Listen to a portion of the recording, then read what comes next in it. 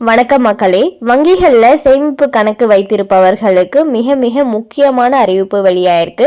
So இந்த விஷயங்கள்லாம் நீங்க பின்பற்றலனா நீங்க அபராதம் செலுத்த வேண்டியதா இருக்கும்.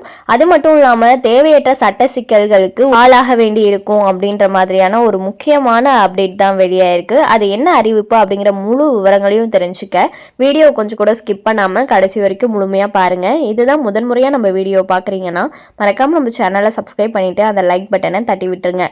வாங்க வீடியோக்குள்ள போலாம். சேமிப்பு கணக்குகளில் ரொக்க பரிவர்த்தனைகளுக்கான வரம்புகள் மற்றும் விதிமுறைகள் குறித்து பொதுமக்கள் தெரிந்து கொள்வது அவசியம். மேலும் இந்த வரம்புகளை மீறினால் ஏற்படும் விளைவுகள் என்னென்ன என்பதை பார்க்கலாம். சேமிப்பு கணக்கில் பணத்தை வைத்திருப்பதற்கான வரம்புகள் அல்லது ஒரு நாளில் அனுமதிக்கப்பட்ட பண பரிவர்த்தனைகள் எவ்வளவு என்று நீங்கள் எப்போதாவது யோசித்திருக்கிறீர்களா? வரி விதிகளின்படி ஏப்ரல் 1 முதல் மார்ச் 31 வரையிலான ஒரு நிதியாண்டில் சேமிப்பு கணக்கில் மொத்த ரொக்க வைப்பு அல்லது திரும்ப பெறுதல் ரூபாய் 10 லட்சத்திற்கு மிகாமல் இருக்க வேண்டும். கூடுதலாக வருமான வரி சட்டத்தின் பிரிவு 269 ST ஒரு நபரை கட்டுப்படுத்துகிறது. ஒரே நாளில் ஒரு பரிவர்த்தனை அல்லது ஒரே நிகழ்வின் பல பரிவர்த்தனைகளில் மற்றொரு நபரிடமிருந்து 2 லட்சம் அல்லது அதற்கு மேற்பட்ட பணத்தை பெறுவது. இந்த வரம்பை மீறினால் ஆய்வு மற்றும் அபராதம் விதிக்கப்படும். ஒரு நிதியாண்டில் உங்கள் சேமிப்பு கணக்கில் ரொக்க பரிவர்த்தனைகள் ரூபாய் 10 லட்சத்தை தாண்டினால் என்ன நடக்கும்?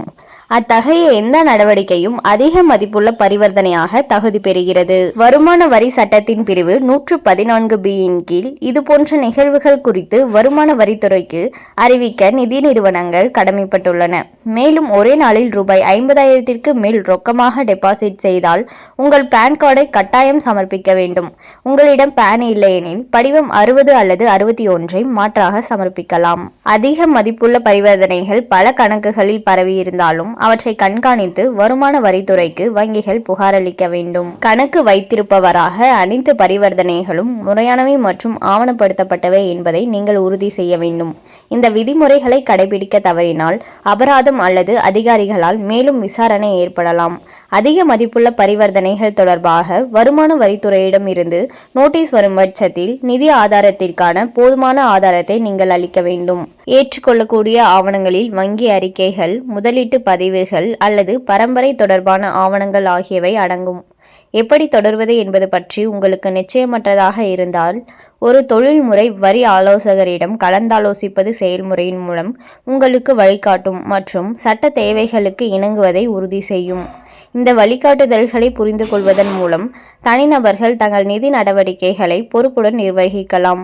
மேலும் நீங்கள் வருமான வரி அதிகாரிகளுடன் தேவையற்ற சட்ட சிக்கல்களை தவிர்க்கலாம். ஸோ பார்த்தீங்கன்னா சேமிப்பு கணக்கு வைத்திருப்பவர்கள் ஒரு வருடத்திற்கு எவ்வளோ பரிவர்த்தனைகள் மேற்கொள்ள முடியும், அதற்கு மேல பரிவர்த்தனைகள் நடந்தா என்னென்ன பிரச்சனைகள் வரும் அப்படிங்கிற முழு விவரங்களையும் பார்த்தோம்.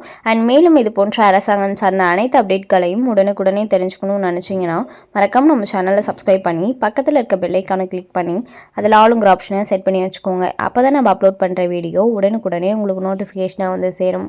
அது மட்டும் இல்லாமல் அந்த லைக் பட்டனை தட்டி விட்டுருங்க. தேங்க்ஸ் ஃபார் வாட்சிங்.